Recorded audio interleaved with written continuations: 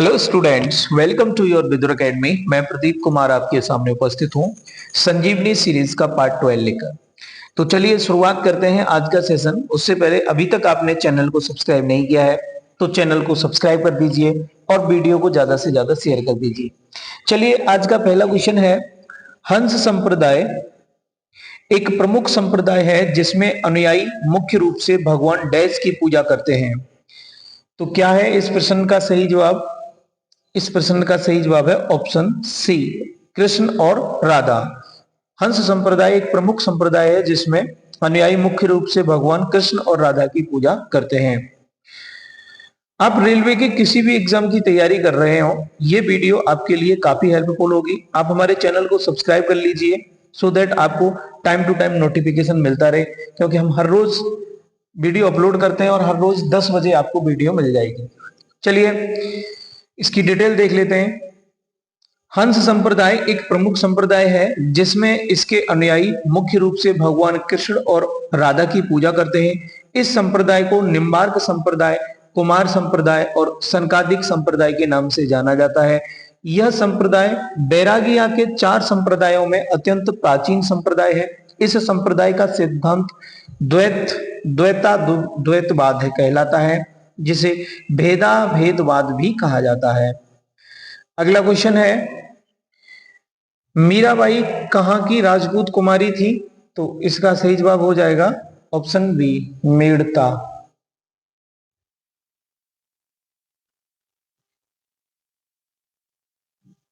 मीराबाई मेड़ता के महाराजा छोटे भाई रतन सिंह की एकमात्र संतान थी।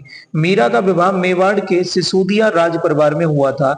इनके पति उदयपुर के महाराजा भोजराज थे। मीराबाई का जन्म 1498 ईस्वी में पाली के कुड़की गांव में हुआ था। इनकी मृत्यु 1546 ईस्वी में हुई। यह 16वीं शताब्दी की एक कृष्ण भक्ति कवित्री थी। इनके गुरु रैदास थे। अगला क्वेश्चन, विशिष्टाद्वैत दर्शन के संस्थापक कौन थे? तो ये थे रामानुजाचार्य। किसके? विशिष्टाद्वैत दर्शन के संस्थापक। विशिष्टाद्वैत दर्शन के प्रतिपादक रामानुजाचार्य थे। इस विचारधारा के अनुसार ब्रह्म समस्त सद्गुणों का साकार रूप है। यह निर्गुण सच्चिदानंद नहीं है, वरना यह सत्यम, ज्ञानम, आनंदम और साकार का रूप है। रामानुज ने सूत्रों पर भाष्य लिखा, जिसे श्री भाष्य कहते हैं। 1600 से 1700 की अवधि के धार्मिक शिक्षक मियां मीर किस राज्य से संबंधित थे? तो इसका सही जवाब हो जाएगा पंजाब की। 16वीं से 17वीं शताब्दी के मध्य धार्मिक शिक्षक मियां मीर पंजाब लाहौर से संबंधित थे, जो आजकल पाकिस्तान में है। वह मुगल सम्राट शाहजहां के सबसे बड़े पुत्र दारा सिकोह के आध्यात्मिक प्रशिक्षण होने के कारण प्रसिद्ध हैं। मियां मीर ने गुरु अर्जुन देव के अनुरोध पर सिख तीर्थ हरमिंदर साहब की नींव रखी। अगला क्वेश्चन, अजमेर इनमें से किस सूफी संत से संबंधित है? तो इसका सही जवाब हो जाएगा ऑप्शन 2, सेकंड, ख्वाजा मोइनुद्दीन चिश्ती।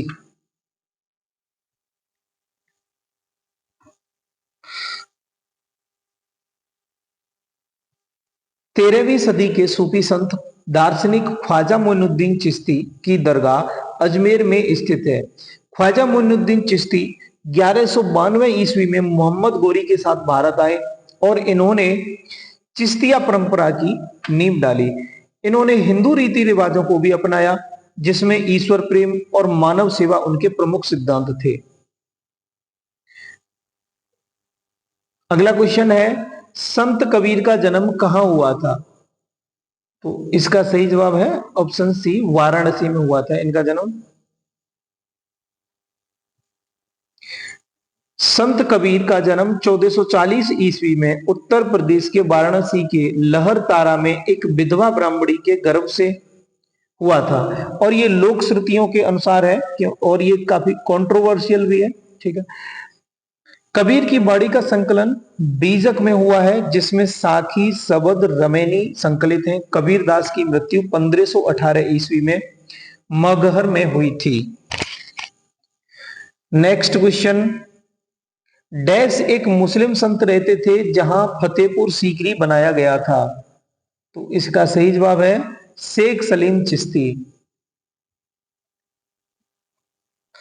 शेख सलीम चिश्ती सिलसिले के प्रसिद्ध सूफी संत थे। ये आगरा के समीप सीकरी नामक गांव में रहते थे, जहां पर अकबर ने फतेहपुर सीकरी नामक शहर की स्थापना की। फतेहपुर सीकरी कुछ समय तक मुगल साम्राज्य की राजधानी के रूप में भी जाना गया। 1572 में शेख सलीम की मृत्यु के पश्चात अकबर द्वारा लाल बलुआ पत्थर से उनका मकबरा बनवाया गया था। अब हम डिस्कस करेंगे मुगल काल से। ठीक है, मुगल काल में सबसे पहले बाबर से रिलेटेड क्वेश्चंस। प्रथम मुगल सम्राट बाबर 1526 से 1530 तक इसका शासनकाल रहा था। केवल डैश की आयु में 1494 में फरगना की गद्दी पर बैठा। ये 1526 से 1530 ये भारत के अंदर का टाइम है इसका। भारत में ये 4 साल तक के लिए शासक रहा था। तो इसका सही जवाब हो जाएगा ऑप्शन बी 11 वर्ष में। बाबर का जन्म 14 फरवरी 1483 को ट्रांस ऑक्सियाना की एक छोटी सी रियासत फरगना में हुआ था। बाबर के पिता उमर शेख मिर्जा फरगना की जागीर का शासक था। पितृपक्ष की ओर से बाबर तैमूर का 5वां वंशज था। किसका? तैमूर।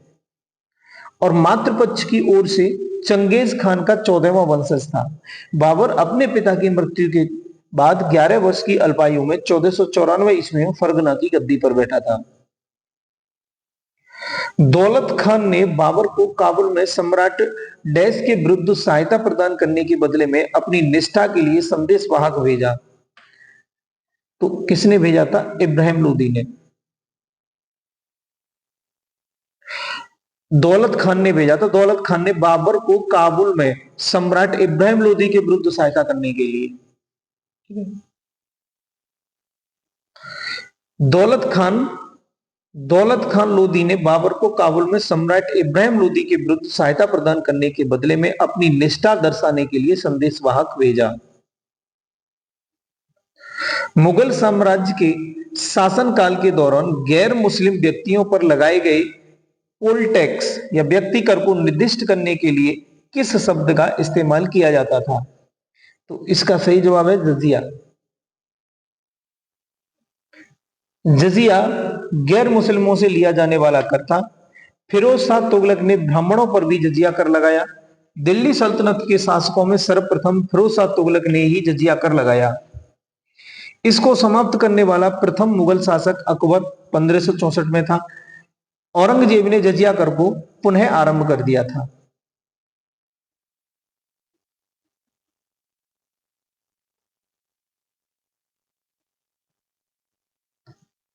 बाबर का वास्तविक नाम क्या था?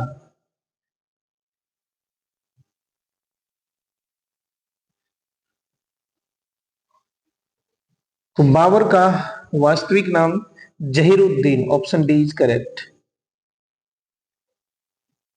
बाबर का पूरा नाम जहीरुद्दीन मोहम्मद बाबर था।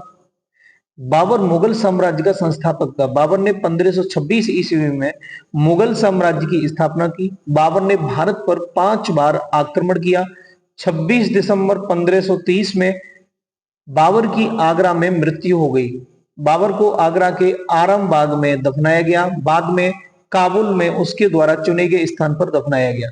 हुमायूं का पूरा नाम नसीरुद्दीन मोहम्मद हुमायूं तथा जहांगीर का नाम नूरुद्दीन मोहम्मद सलीम जहांगीर था।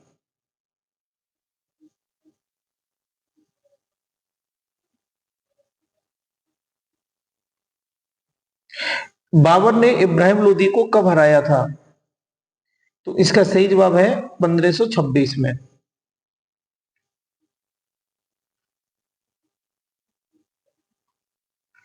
पानीपत का प्रथम युद्ध 21 अप्रैल 1526 ईस्वी को जहरुद्दीन मोहम्मद बाबर और दिल्ली के लोदी वंश के सुल्तान इब्राहिम लोदी के बीच लड़ा गया था।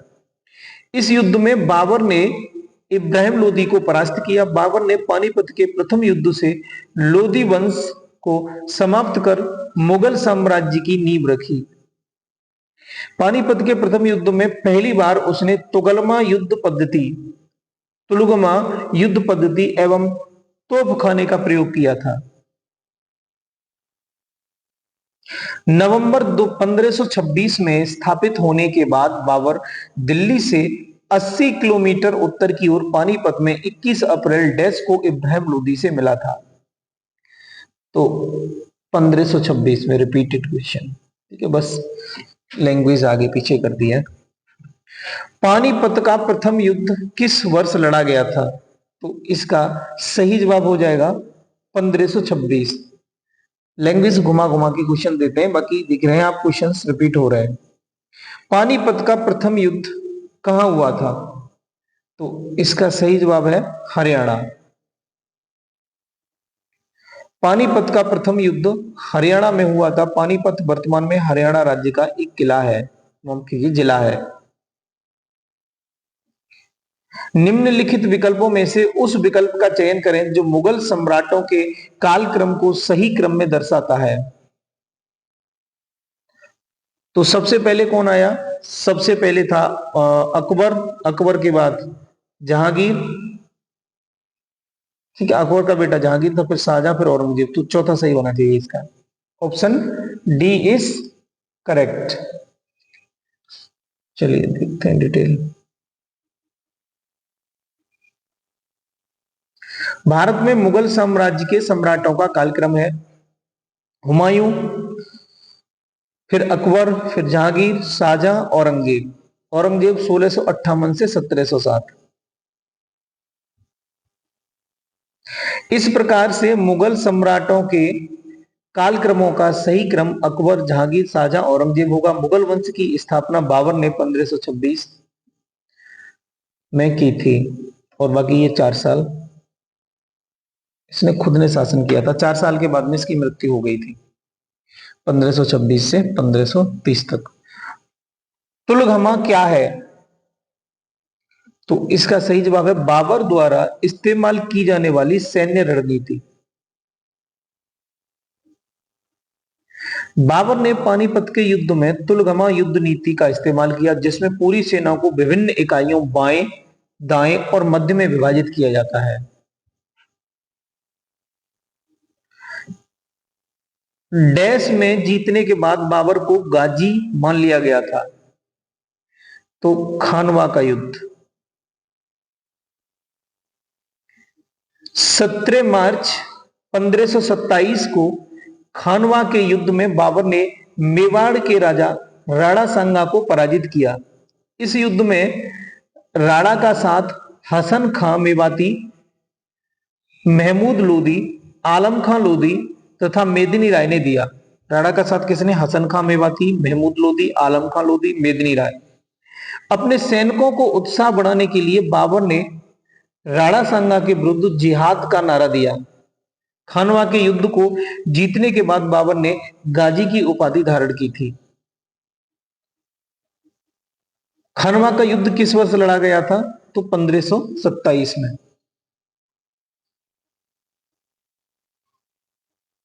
मुगल साम्राज्य का संस्थापक कौन है? बाबर।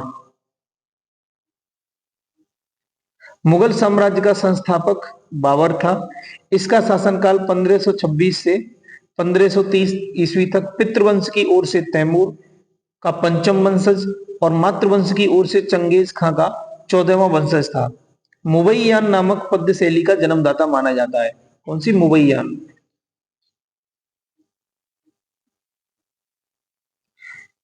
मुगल साम्राज्य की स्थापना बाबर के द्वारा होती है।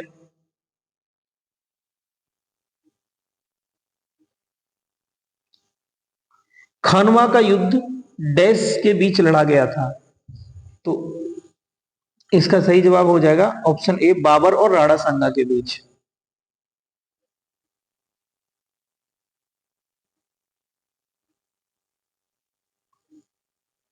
खानवा का युद्ध मुगल शासक बाबर और राजपूत राजा राणा सांगा के बीच 1527 में हुआ था। बाबर ने भारत पर डैश में पहला आक्रमण किया था। तो कब किया था? 1519 में किया था इसने पहला आक्रमण। बाबर ने भारत पर 1519 में पहला आक्रमण यूसुफ जाई जाति के विरुद्ध किया था। इस युद्ध में बाबर ने बाजौर और भेरा को अपने अधिकार में कर लिया। जहीरुद्दीन मोहम्मद बाबर को जब बाबर के नाम से प्रसिद्ध हुआ, एक मुगल शासक था जिसका मूल निवास मध्य एशिया था। मुगल साम्राज्य की स्थापना 1526 ईस्वी में किसके द्वारा की गई थी? तो सही जवाब है बाबर के द्वारा। बाबर ने पानीपत का प्रथम युद्ध 1526 ईस्वी में इब्राहिम लोदी को हराकर मुगल साम्राज्य की स्थापना की थी। बाबर अपने पिता की ओर से तैमूर का 5वां, माता की ओर से चंगेज खान का 14वां वंशज था। बाबर ने 1507 ईस्वी में बादशाह की उपाधि धारण की। बाबर ने अपनी आत्मकथा में तुजुक ए बाबरी तुर्की भाषा में लिखी थी। घाघरा का युद्ध किस वर्ष लड़ा गया था? तो देखिए, बाबर ने जो युद्ध लड़े थे इंडिया के अंदर, वो एक ट्रिक से याद कर लेते हैं। पानी पिया, बाबर ने पानी पिया, खाना खाया,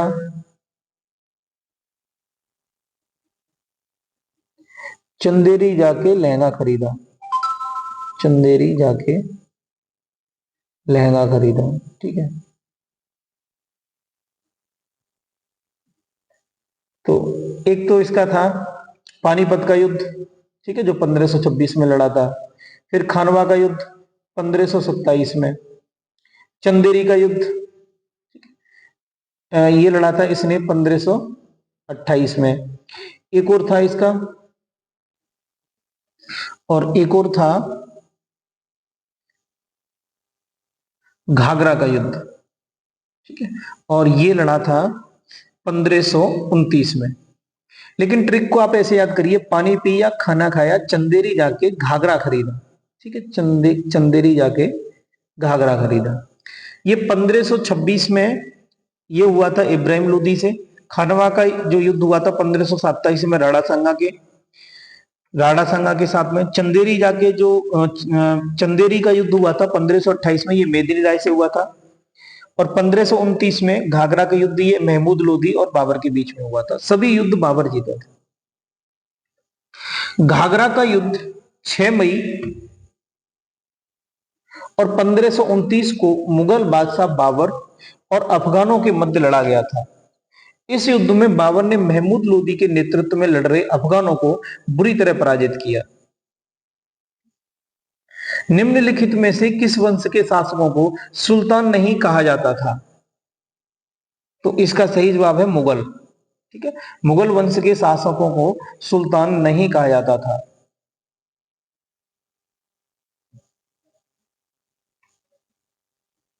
मुगल वंश के शासकों को सुल्तान नहीं कहा जाता था। भारत के इतिहास में सुल्तान की उपाधि तुर्की शासकों द्वारा प्रारंभ की गई थी। सुल्तान की उपाधि धारण करने वाला प्रथम शासक महमूद गजनवी था।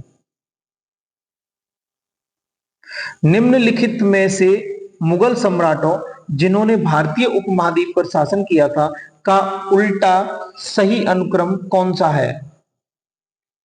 तो इसका सही जवाब हो जाएगा ऑप्शन सी, ठीक है। बहादुर शाह द्वितीय, औरंगजेब, शाहजहां, अकबर। उल्टा पूछ रहा है तो पहले अकबर, ठीक है।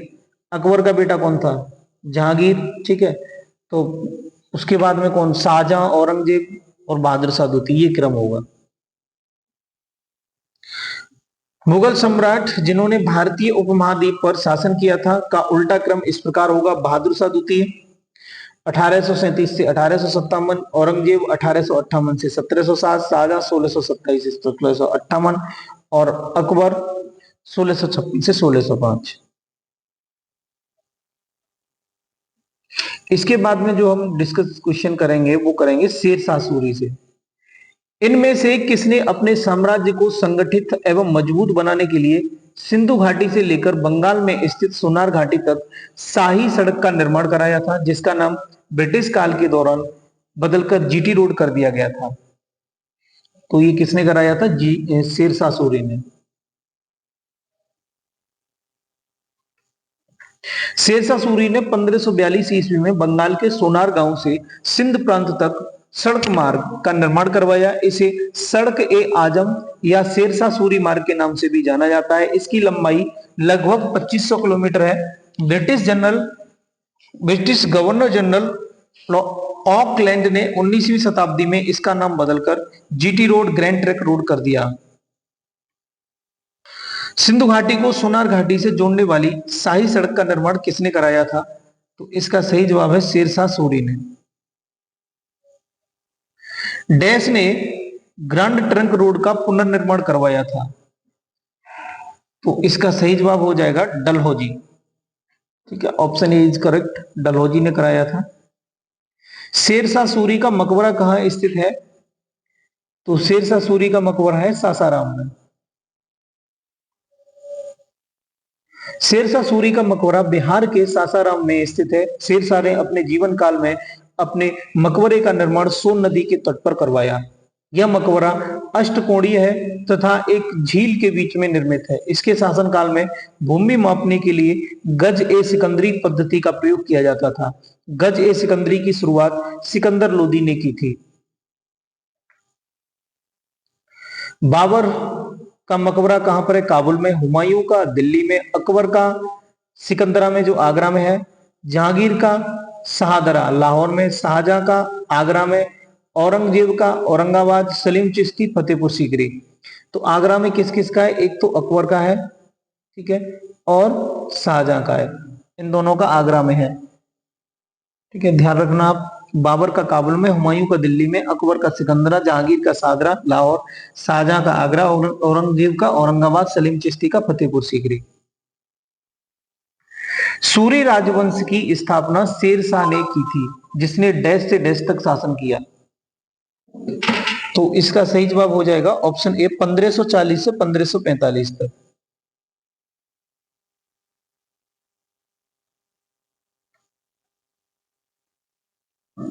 सूरी ने मुगल शासक हुमायूं को कन्नौज के युद्ध में जो 1540 में हुआ था पराजित कर सूर वंश की नींव डाली। शेरशाह सूरी ने 1540 ईस्वी से 1545 ईस्वी तक शासन किया था। डैश में शेर खान ने बंगाल पर आक्रमण किया और घियासुद्दीन शाह को हराया। तो इसका सही जवाब है 1538 में किया था इसने। 1538 में शेर खान ने बंगाल पर आक्रमण कर घियासुद्दीन महमूद शाह को हराया। घियासुद्दीन बंगाल के हुसैन शाही वंश का अंतिम सुल्तान था। अगला क्वेश्चन, शेर शाह सूरी अथवा शेर खान का असली नाम क्या था? तो इसका असली नाम था फरीद। शेरशाह सूरी 1540 से 1545 तक जिसने शासन किया था, सूरवंश की स्थापना की थी। कब की थी? 1540 में। शेरशाह के बचपन का नाम फरीद का था। उसके पिता हसन खां जौनपुर में एक छोटे जमींदार थे। फरीद खां के पिता ने जागीर संभालते हुए काफी प्रशासनिक अनुभव प्राप्त किया। शेर खां की उपाधि बिहार के सूबेदार बहार खां लोहानी ने उसे एक शेर मारने के उपरांत प्रदान की थी। डैश ने कई विश्राम गृहों, मस्जिदों और सड़कों के नेटवर्क का निर्माण किया था, जिससे द ग्रैंड ट्रंक रोड को सबसे प्रसिद्ध माना जाता है। तो किसने किया था? सम्राट शेरशाह सूरी ने।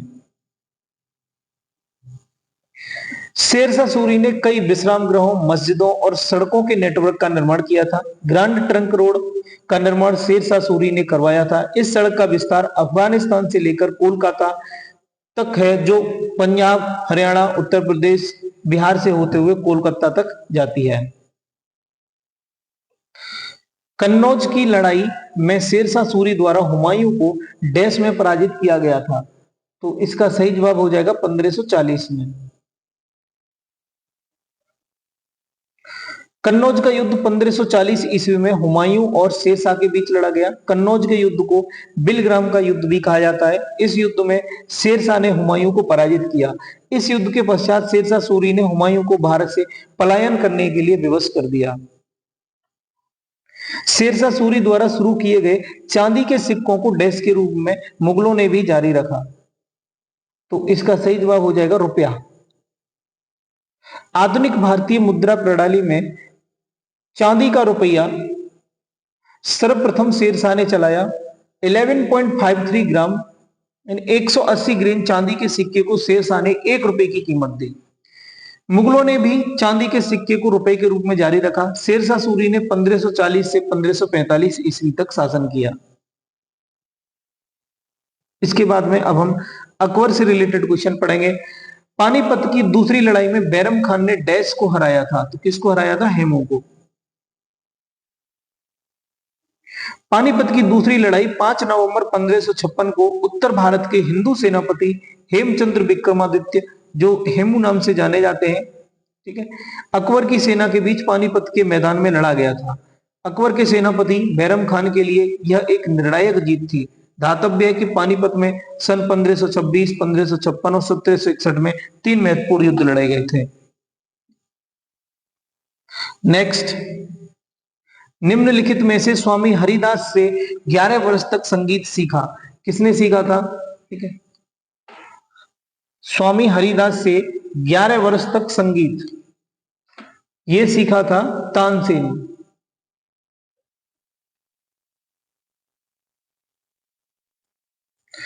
तानसेन का जन्म 1506 में मध्य प्रदेश के ग्वालियर में हुआ था। इनके बचपन का नाम रामतनु पांडे था। ये भारतीय शास्त्रीय संगीत के महान संगीतकार थे। इन्होंने स्वामी हरिदास से 11 वर्ष तक, कितने? 11 वर्ष तक संगीत सीखा था। प्रारंभ में ये रीवा राज्य के राजा रामचंद्र के दरबारी कवि थे, परंतु इनके संगीत कौशल के कारण मुगल सम्राट अकबर ने इन्हें अपने नवरत्नों में स्थान देकर सम्मानित किया था। निम्नलिखित में से कौन सा शहर मुगल साम्राज्य द्वारा नियोजित पहला शहर था? तो इसका सही जवाब हो जाएगा फतेहपुर सीकरी।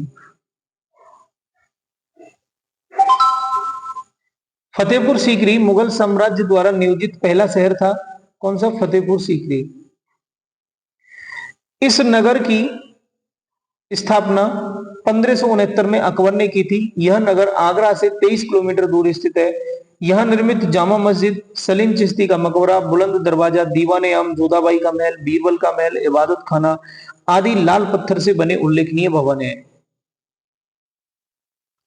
समन्वयी धर्म दीन ए इलाही, जिसका शाब्दिक अर्थ होता है ईश्वर का धर्म, की स्थापना किसने की थी? तो इसका सही जवाब है अकबर।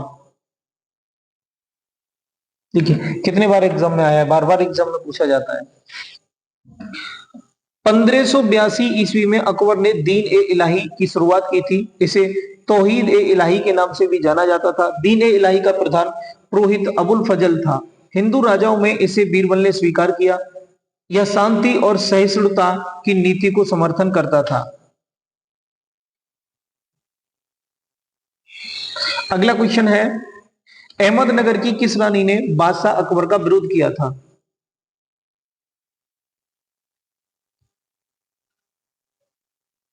तो इसका सही जवाब हो जाएगा चांद बीबी। ठीक है, इसने किया था। चांद बीबी, जिन्हें चांद खातून या चांद सुल्ताना के नाम से भी जाना जाता है, एक भारतीय मुस्लिम योद्धा थी।